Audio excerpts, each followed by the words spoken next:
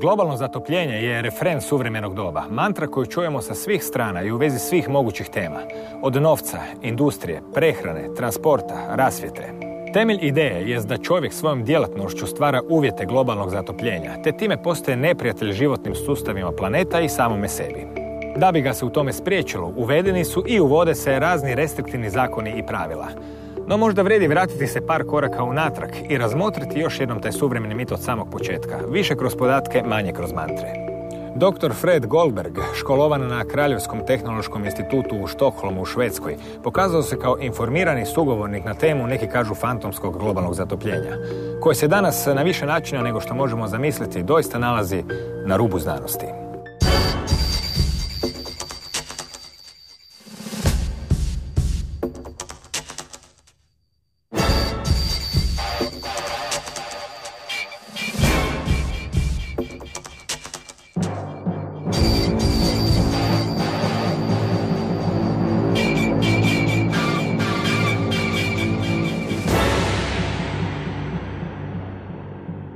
Profesor Fred Goldberg je jedan znanstvenik i stručnjak i praktičar vrlo širokog spektra. Počevši od istraživanja materijala, do obrade materijala poput metala, do različitih izuma, tehnoloških, inženjerskih izuma, do istraživanja klime i njegove, da kažemo, osobne ljubavi Arktik i Antarktik, gdje je sudjelovao u velikim dijelu broju znanstvenih ekspedicija, kontaktirao sa znanstvenicima različitih pogleda i usmjerenja, proučio veliki broj dokumenata i na temelju svega toga stvorio jednu globalnu sliku, a to je ono što nedostaje u sadašnjoj znanosti. Interes doktora Freda Goldberga za temu globalnog zatopljenja započeo je 2005. godine. I to tamo gdje su konačnici učinci svih globalnih zamisli najviše osjete, u sferi svakodnevnog života. 2005 they implemented a carbon dioxide tax on the electricity bill in Sweden. And I found that very odd because we don't generate electricity in Sweden using coal or oil. We only use nuclear or hydropower. So I found that very illogical. I started digging into this issue and found very suspect things going on, both about why there was a carbon dioxide tax and also about discussions on climate change and so on. At the conference at the Royal Institute, the Swedish representative in the European Union on climate issues gave a speech, and I challenged him with questions, and the answers were very incorrect, and he didn't know that his answer was incorrect. So an interesting situation occurred where the rector for the university asked me to call him because he wanted to arrange an international climate seminar. So I called up the rector and had a meeting with him together with a professor of chemistry. And I gave him my view on how the climate system is organized.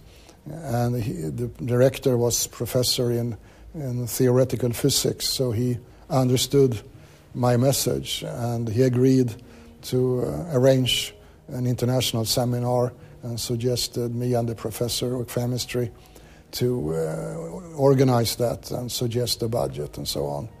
So we did that, and the rector agreed, and we had a very interesting seminar with 110 people from the whole world, and 12 of the most interesting climate research people from United States, Australia, Europe, lecturing at this conference.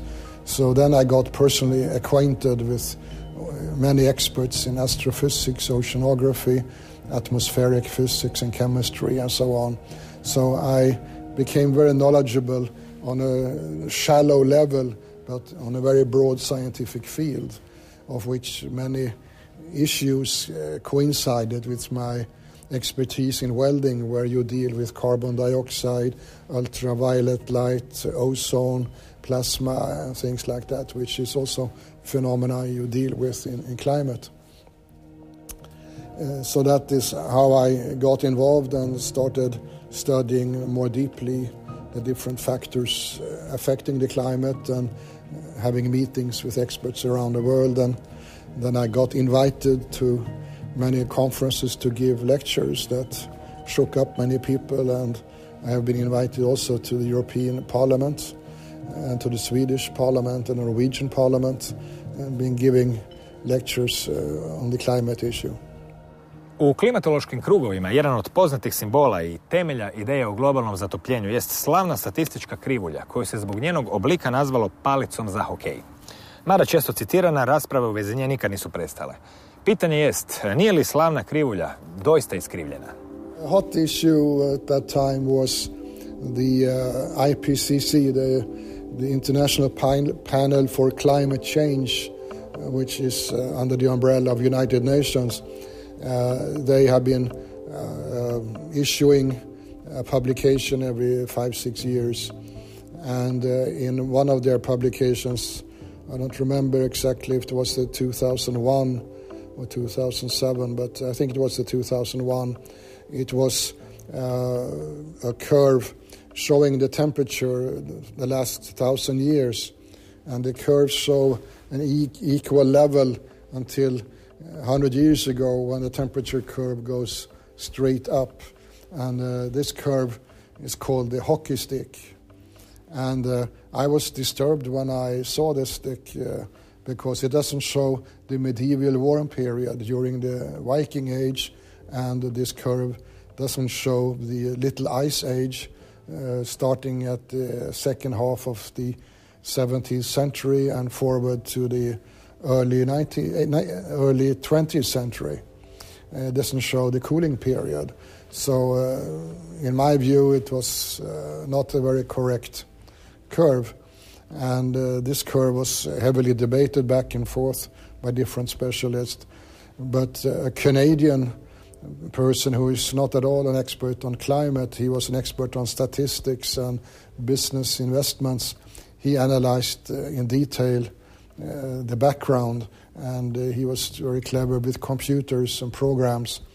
And after a lot of trouble getting access to the data behind the hockey stick, he managed to reconstruct it and can demonstrate how they had faked a lot of the data in it, and they duplicated the data and filled in gaps, and they used tree rings that you cannot use for this kind of temperature recording and things like that. And so that got me a flying start, learning all the errors about the hockey stick. And it was Stephen McIntyre and Ross McKintrick, those two, who revealed that this curve was a hoax. Navodno je za sve kriv ugljični dioksid. Prva mjerenja razine CO2 u atmosferi započela su u 19. stoljeću u Francuskoj. Što se od tada zbivalo? Measurements of carbon dioxide, to my recollection, started in the mid-1800s in a more systematic manner with chemical methods, wet chemicals. And there are several 100,000 measurements can be found in the archives. And it was only in 1957 that Keeling developed another technology using infrared detector and things like that, which has been used. And that method is a little bit more accurate and easier to use. But it was a Swedish chemist called Svante Arrhenius who, in the early 1900s, realized that with the industrial development, the burning of oil and coal increased carbon dioxide in the atmosphere. And he had discovered that carbon dioxide had a greenhouse effect. And he made some experiments with that, and his experiment showed him that if he doubled the carbon dioxide amount in the atmosphere, it would have a greenhouse effect of 5 centigrades. And that was, of course, alarming facts. But his discussion was forgotten for many years and picked up in the early 1980s, I think. Some people found it advantageous to bring this thing up. And a fellow in Holland, he reproduced Arrhenius' experiments and discovered that if the experiment had been done correctly, the greenhouse effect was 0.22 centigrades. So something went wrong when he got the result 5 centigrades. And probably the reason was that he did not have dry air, he had humid air. And water vapor has a very strong greenhouse effect. U dugoj povijesti Zemlje razina CO2 nekada se dizala, a nekada padala. Svakako nije riječ o jedinstvenom događaju. No, correct. I mean, if you go very long time back, if you go 4 billion years back in time, 80% of the Earth's atmosphere was carbon dioxide. So all the rocks we see around us has had its carbon from the atmosphere.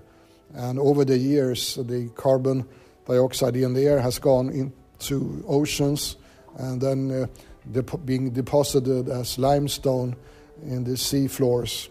And then over the years on drifting continents, these limestone layers have been thrown up and down, and you find them in the Dolomites, for instance, that is a kind of limestone full of former carbon dioxide. So the carbon dioxide level has continuously gone down in the atmosphere over these 4 billion years. And today we have a level of 395 parts per million. It is a very, very small fraction left of carbon dioxide, and we are becoming critically near the level where the plants will not survive. The borderline is around 220 parts per million. If we go below that, the plants will not be able to produce their photosynthesis, and all life will disappear. We are getting very close to that level compared to history. We can also go back and have a look at the amount of carbon dioxide about, I think the earliest records I've seen is 12,000 years. And that is because all the plants in their photosynthesis, they suck in carbon dioxide through stomata cells, which they have on the underside of their leaves. And the more carbon dioxide there is in the atmosphere, the lesser amount of stomata cells they have. And if it's little carbon dioxide in the atmosphere, they have more stomata cells. So by looking at fossil plants that you can find, and sometimes you're lucky, you can find plants that can be dated 10, 12,000 years back, and you study the amount of stomata cells, you can reproduce a curve showing the amount of carbon dioxide in the atmosphere over the last years after the Ice Age. And one interesting observation is that if we have a warmer climate, we have more carbon dioxide in the atmosphere. And if we have a colder climate, like during the Little Ice Age, we have less carbon dioxide in the atmosphere. Drugim riječima, odnos uzroka i posljedice je upravo obrnut od onog kako se danas predstavlja. Povećanje CO2 je posljedica toplih klimatskog razdoblja, a nije toplih klimatsko razdoblje posljedica povećanja CO2 u atmosferi. And the reason for that is simple. The ocean's solubility for carbon dioxide is depending on the water temperature. So if we have cold water, it will absorb more carbon dioxide. And if we have warm water, the carbon dioxide goes up in the atmosphere. And we can take an example like a bottle of mineral water with gas. When they produce this bottle of mineral water, the water temperature is usually around 5 centigrades. And the brewery will only let the carbon dioxide bubble through the water and the water is absorbed, the carbon dioxide is absorbed in the water instantly. You have maybe seen the small machines you can buy called soda stream, where you can make your own mineral water. So you can see that in a few seconds the carbon dioxide is absorbed in the cold water. So this reproduces actually what is happening in the oceans. And in the Earth's circulation system, the sun is heating the oceans over the equator plus minus 18 degrees. And here the water is evaporating from the sun heating and releasing carbon dioxide, but it also releases, because of the warming of the water, the carbon dioxide is relieved. And then this carbon dioxide is blown with the trade winds north and south, and when it comes in contact with the colder water in the North Atlantic, Northern Pacific, around Antarctica, the carbon dioxide is absorbed into the ocean. So there's a continuous cycle of carbon dioxide going this way. And we talk about 90 gigatons of coal being circulated per year, which is quite a bit. Posljednjih godina u Europi su bile jake zime i mada je uzorak možda premalen za globalne zaključke, svakako nije bio u duhu ideje o globalnom zatopljenju. O tome se mnogo pisalo, pa su zagovornici teorije globalnog zagrijavanja rekli da je to zahlađenje posljedica globalnog zatopljenja. Da se tope ledenjaci, pa da dolazi sve više hladne vode i sve više vlage, koja donosi više kiše i snijega i tako dalje. No, dr. Fred Goldberg sa svojih arktičkih putovanja donio je vlastita zapažanja. My experience is that most people discussing these issues have not understood what's going on, and especially not meteorologists.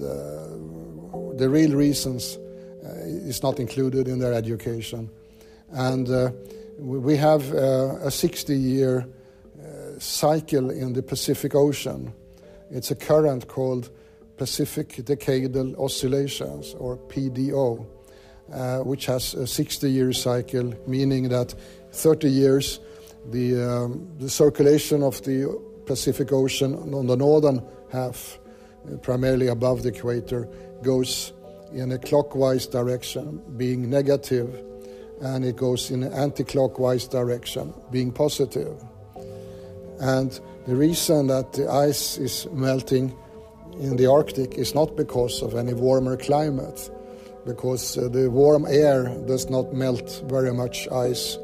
It is warm water melting ice.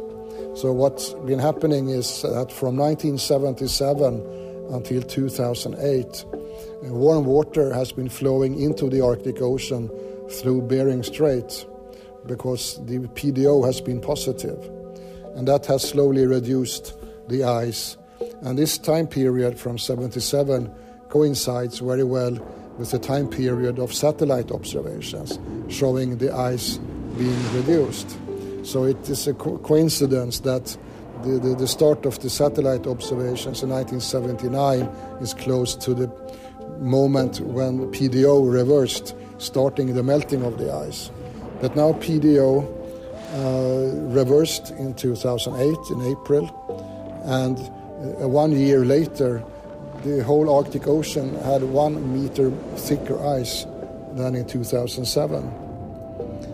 And it has been continuing to grow except this last winter when we had an El Nino in the Pacific that changed the conditions, reducing the amount of ice. But also in 2007, when it was very little ice extent, they say. It's important to know that when they look at the ice from satellite, they see the ice extent and the open water, but they don't see the thickness of ice. So 2007, it was much more ice in the Arctic than they claim, because the ice was with strong winds and currents pushed against Canada and Greenland, creating more open water than before. But the ice was twice as thick as normal where it was. And this was verified by a Swedish big icebreaker that was operating north of Greenland and had extreme difficulties getting through the ice. The Swedish icebreaker Oden had been to the North Pole 4 or 5 times, never had any big problems going to the North Pole, but going through the ice north of Greenland in 2007 was critical. And that year I was on Svalbard, and I was standing at the dock when the icebreaker came in, and I took some films of the icebreaker with glaciers in the background, and I came on board. The captain is a friend of mine, so I made an interview with my video camera where he explained about the problems with the thick ice. And then when I came home the next day, I gave the material to Swedish national television, and they took my material and showed the nice photos of the icebreaker and the glaciers, but they didn't show the interview where the captain explained the ice difficulties, because they have only been talking about the disappearing ice in the Arctic. They didn't want to give the wrong impression to the people that there is a lot of ice in the Arctic, which it actually was. So there's a lot of misinformation on these ice issues in the Arctic, unfortunately. And the purpose is to scare people that we are changing the climate, causing the ice to melt, which is not correct. I sam pojam klimatskih promjena, to je kovanica koja silom prilika i podataka postupno zamjenjuje pojam globalnog zatopljenja, nije nešto što ekskluzivno pripada današnjem dobu. Je li djelovanje ljudi doista uzrok klimatskim promjenama? That's just, if you claim something like that, you get more money from the politicians for your research, but it has nothing with the truth to do. And for instance, in the Antarctic, they, at a Russian base called Vostok, which means eastern, they drilled an ice core to the bottom, and they drilled through 600,000 years of ice. And with the isotope oxygen 18, you can see what the temperature was when the snow fell in the Antarctic. And you can see the ice ages and the interglacial periods and the temperatures. And it is then interesting to note that during the 3 previous interglacial periods, going back 400,000 years, it was warmer, a few centigrades warmer globally than today. So nothing that has happened today is something different from what has been before. And when I asked the experts why was it warmer during the previous interglacial period than today, I never get an answer. They don't know. We don't know enough what the reason is. The only thing we can say is that it has to do with the sun and what's happening out in space. And I have some theories of my own that could explain what's going on, but I haven't published it yet. And then it is also important to mention that there has been a climate change. Nobody I know is denying that, even if we are blamed for denying that. I don't know anybody denying that there's climate change. The important issue is that it's not humans creating the climate change. It is all natural. And why is it all natural? Well, let's look at the basics about carbon dioxide. We know a lot about the chemical properties of carbon dioxide. And if we look into the basic facts and don't ignore them, we can see that carbon dioxide only absorbs a very narrow frequency of infrared. It's 4.2 microns and 14 to 16 microns, 2 very narrow bands. But water vapor absorbs very wide bands across the spectra. And when you look at that, you can easily see, well, also it's important to mention that water vapor is 30,000 parts per million average in the atmosphere, 30,000, and carbon dioxide is 395. So it's almost 100 times more water vapor in the atmosphere. And when you take that into account and look at the absorption, it's easy to understand that the greenhouse effect of carbon dioxide is only 1% of the total. And the water vapor greenhouse effect is 95% of the total, which means that the human emissions of carbon dioxide has no measurable effect.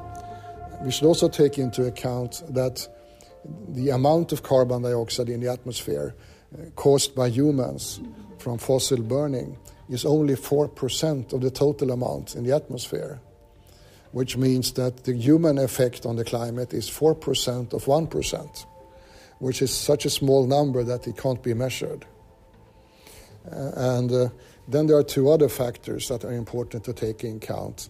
And one is the saturation effect. If we would double the amount of carbon dioxide in the atmosphere from today's level, which is not physically possible, we don't have enough coal and oil to do that. And if we did it, most of it would go into the oceans anyway.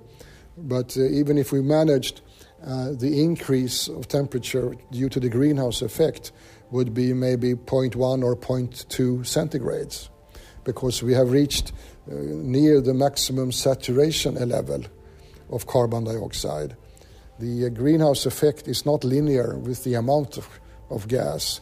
It is a logarithmical curve, which is now tapering off quickly. So most of the greenhouse capacity of carbon dioxide has already been used. And that is always ignored by the scientists behind IPCC, for instance. And the other factor that is never mentioned, and I couldn't even find a diagram, I had to make one myself, is the solubility of carbon dioxide in water, and that it is depending on the water temperature. So if we have 5 centigrade water temperature, we can dissolve, in pure water, we can dissolve 3 grams of carbon dioxide. And if the water temperature is 25 centigrades, we can only dissolve 1.5 gram or half as much carbon dioxide. So that the oceans are pumping huge amounts of carbon dioxide in and out because of seasonal temperature changes. But also what has happened is that during the last 100 years, due to increased solar activity, the ocean temperature have gone up about 1 centigrade. And that increased temperature has caused the carbon dioxide in the oceans to go out in the atmosphere, increasing the carbon dioxide level from 290 100 years ago to 395 today. And it's not because of human emissions, it's because of increased ocean temperature. Mada se to ne čuje često u medijima, ali danas mnogi astronomi ukazuju na vezu aktivnosti Sunca i smjene toplih i hladnih razdoblja na Zemlji. Primjerice, sunčevih pjega u 17. stoljeću nestalo, a na Zemlji je zavladalo takozvano malo ledeno doba. I zapravo je pomalo nevjerojatno koliko se Sunce rijetko spominje u kontekstu klimatskih oscilacija. The sun is, of course, controlling our climate. To believe anything else is a big mistake. It's all based on the sun, but not sun alone. The sun has sunspots, and the number of sunspots is important because it tells us about the solar activity. And when we have a high solar activity, we have a lot of sunspots, which means that we also have a strong solar wind, which is electromagnetic particle flow against Earth. And when the sun is very active, it increases the strength of the magnetosphere around Earth. And when we have a strong magnetosphere, the cosmic radiation from exploding stars in outer space, when it comes near Earth, it is repelled back again because the magnetic sphere is shielding Earth from the radiation, which means that we have less clouds.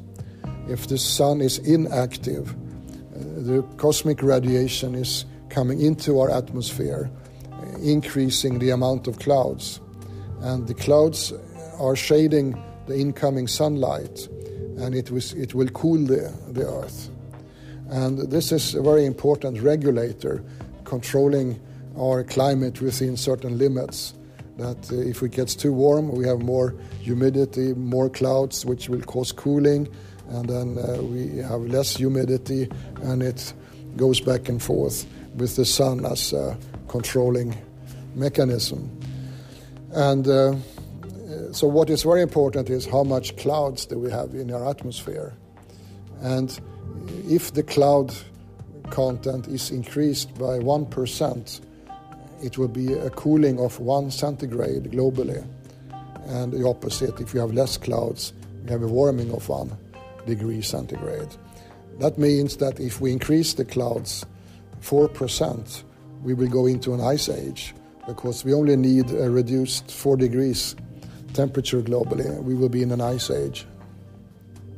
So that is a very important mechanism that is controlling everything. So the astrophysics people studying the sun and its cycles, they have now seen that the many different cycles, when added together, they show a very low intensity in the sun.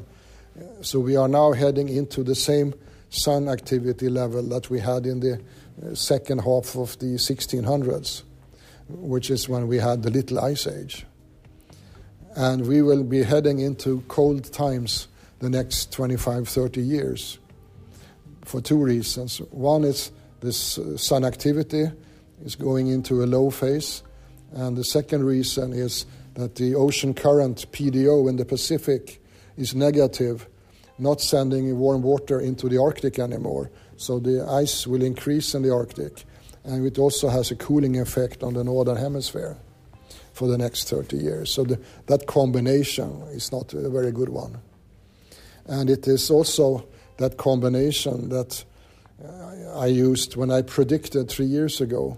I predicted that we would have a cold war winter, we call it. Like during the Second World War, 1940-41, it was a very cold winter. I said 3 years ago at a big conference that we will have such a winter, and people just laughed and thought I was crazy, because it's not possible to determine that ahead of time, according to the meteorological experts. But to their surprise, they found I was right. So they asked me, well, what is next winter going to be like? So I told them, well, I'm sorry to tell you, it will be even colder. And then they rushed home and started chopping wood and getting prepared. And I was right again, it was colder. But this last winter, I couldn't give a definite answer, because we had an El Nino effect changing the conditions. So we had a fairly mild winter, this last one, at least in Northern Europe. But other places around the world had a pretty cold winter, the last one, because of the general conditions with low solar activity and so on.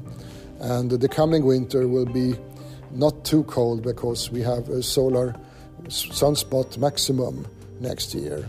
But it will be at a much lower level than the previous maximum 11 years ago. And then it will be going downhill with the conditions. And it will result in famine. It will be poor food production around the world because of the cooling, of course. And our politicians, they should prepare for these conditions and fill up the silos with cereals and prepare for bad years that it will be coming, instead of chasing carbon dioxide, which actually improves the food production. The more carbon dioxide we have in the atmosphere, the better all the plants grow. The plants would like 3 times more carbon dioxide than we actually have in the atmosphere. So the politicians are spending tremendous amount of money doing the absolutely wrong things. Zanimljivo je uočiti činjenicu da se porast globalne temperature Zemlje u nekim desetljećima zbivao istovremeno s povećanjem emitiranja CO2, a u nekim drugim desetljećima emitiranje CO2 se povećavalo dok se temperatura smanjivala. U konačnici možemo se zapitati i koliko pouzdano uopće možemo izmjeriti prosječne globalne temperature. Global temperature curves goes up and down. If we start at 1880, it goes down to 1910, and then it goes up to 1940. It's a fairly rapid warming, and that is the PDO effect.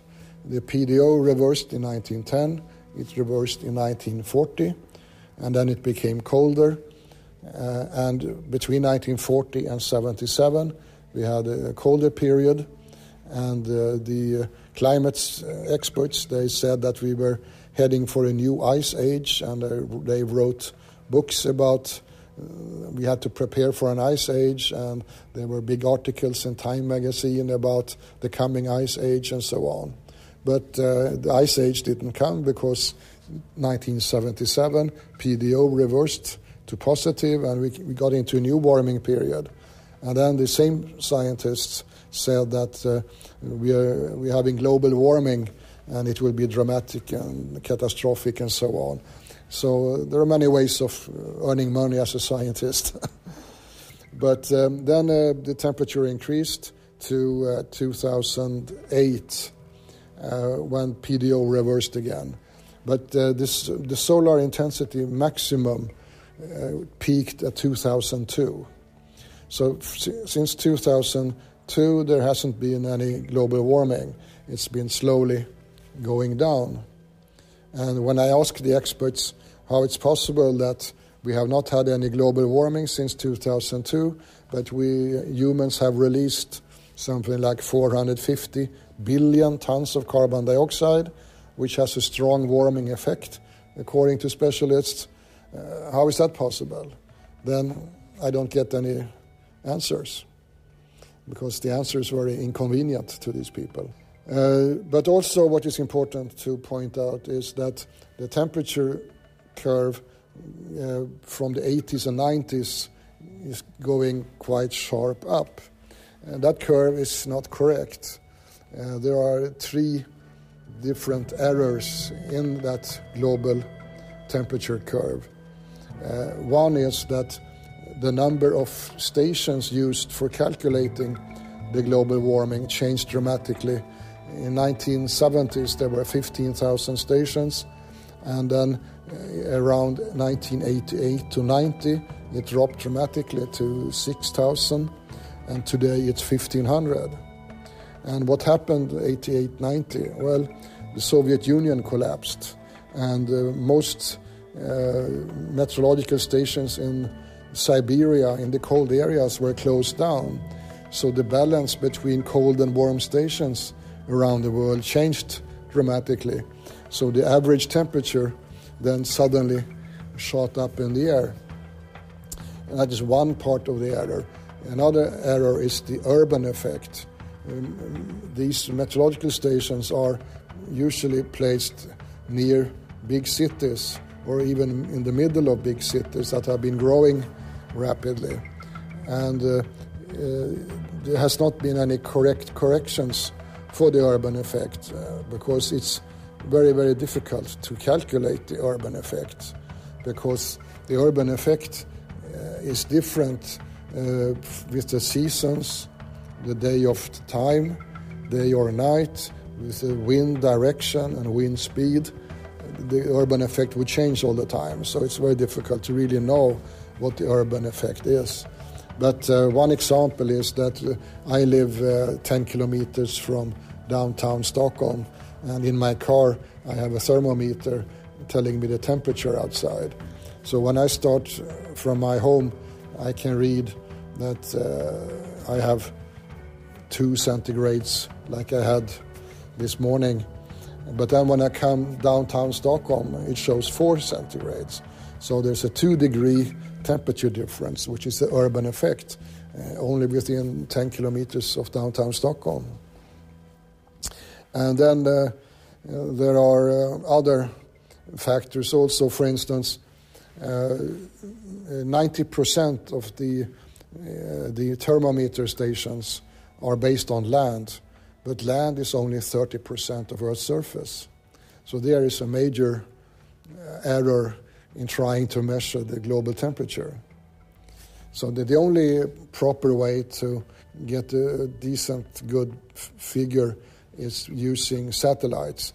That is scanning the whole surface of the Earth all the time and calculating the temperature.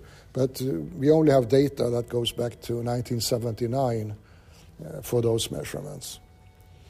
So the steep increase in curve in the 80s and 90s are to a large extent caused by these measurement errors.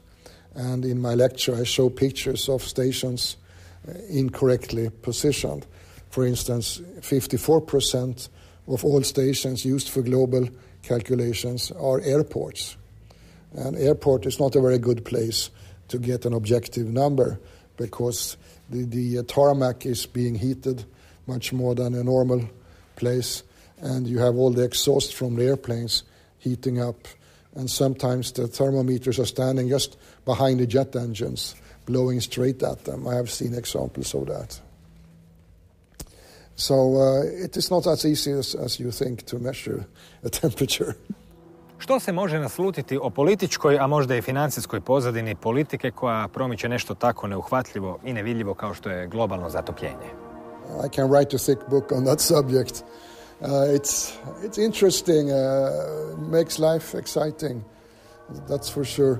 But to go back in history a little bit, we had a prime minister in Sweden called Olof Palme that was assassinated in 1986, as you might remember. And he was interviewed by a journalist in 1976, and he was asked, what does the world look like 25 years from now? And Palme gave several interesting, good answers, but he also said that the biggest threat against the world the year 2000 will be global warming. And it's quite astonishing that he said that, because there wasn't any global warming. Nobody had heard about global warming in 1976, because it didn't really start until 1977 when PDO reversed. Then the temperature started to increase. Up to 77, everybody talked about temperatures going down and we are heading for an ice age. And then Palme goes out with the opposite. And why did he do that? Well, the reason is that his tennis partner was Bert Bolin, a professor of meteorology, who was also the founder of IPCC. And the reason was that Palme was desperately trying to find another source for tax. He needed more money for his business, and it was not possible to increase the current taxes we already had, because Sweden was already the highest taxed country in the world, which we suffered from, everybody. So Bolin suggested that he should put a tax on carbon dioxide. And doing that, you can also control people's movements, and you have world governance if you do that. So Palme thought that was a good idea. So he started promoting this and spreading the word that humans are destroying the world by emitting carbon dioxide. We must cut down the emissions, we must charge tax, etc. And then, of course, there are always winners and losers. The losers are the man on the street, the common man paying this carbon tax. But there are also winners who are dealing with trading carbon, carbon, you buy carbon outlets. So the financial people, they love this because they cut a few percent on these deals. And in the US, for instance, I think they said that if they implemented the carbon trading, it would have a turnover of $600 billion.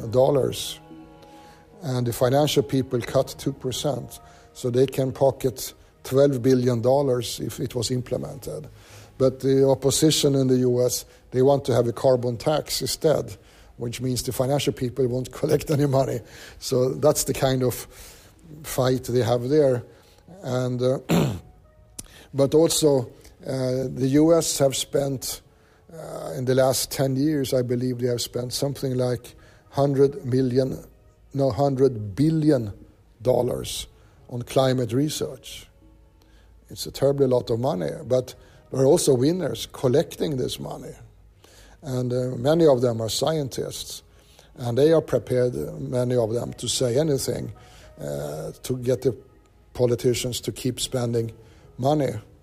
And a lot of this research is very good, valuable research. For instance, the Argos buoys that they have set out in the Pacific Ocean, they have 3,500 buoys that once a month they stay 700 meters depth, and once a month they go up to the surface and measure temperature.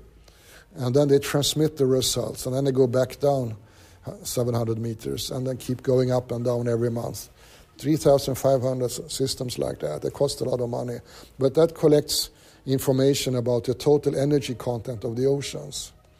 And the results show that the surface temperature is slowly going down in the last 10 years.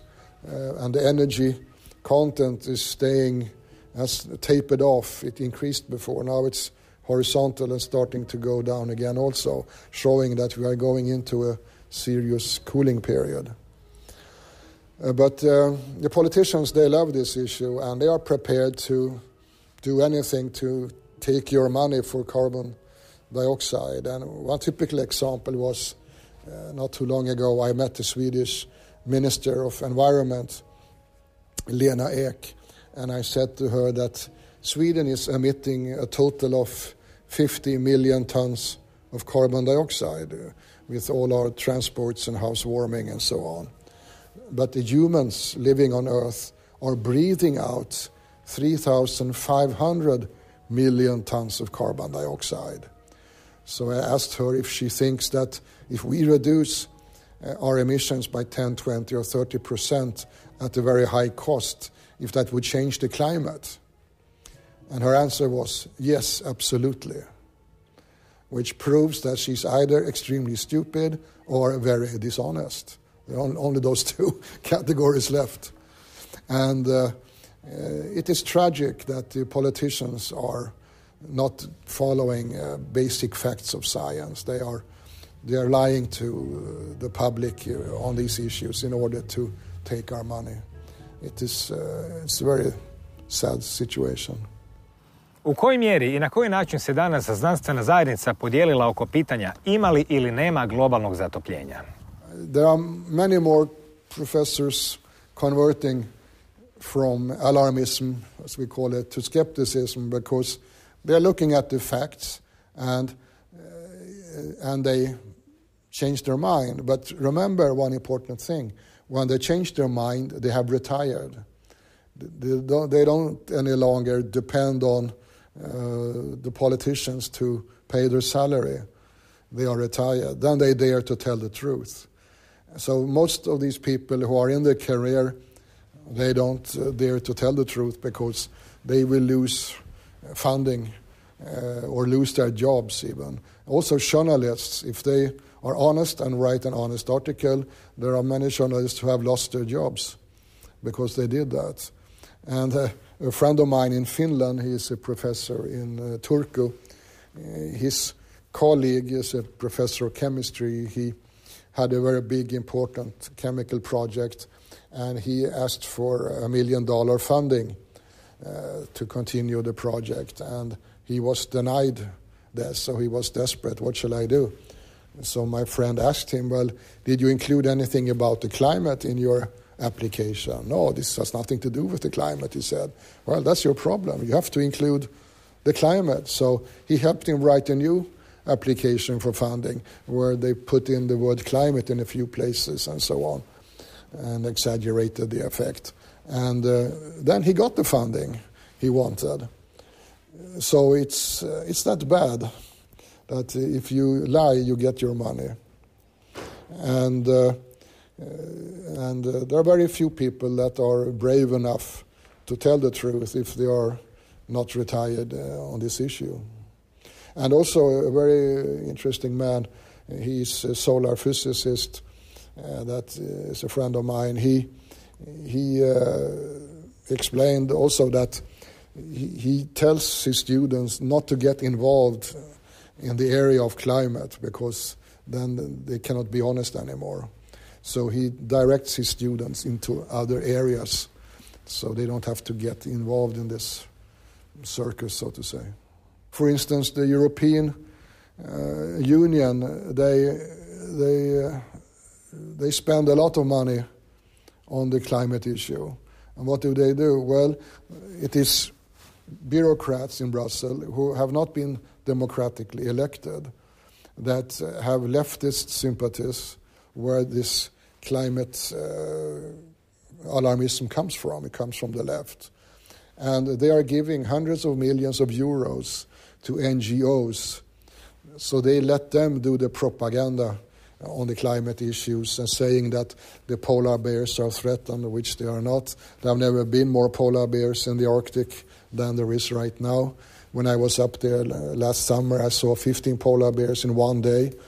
When I was up there 1966, I saw 4 polar bears in 2 months.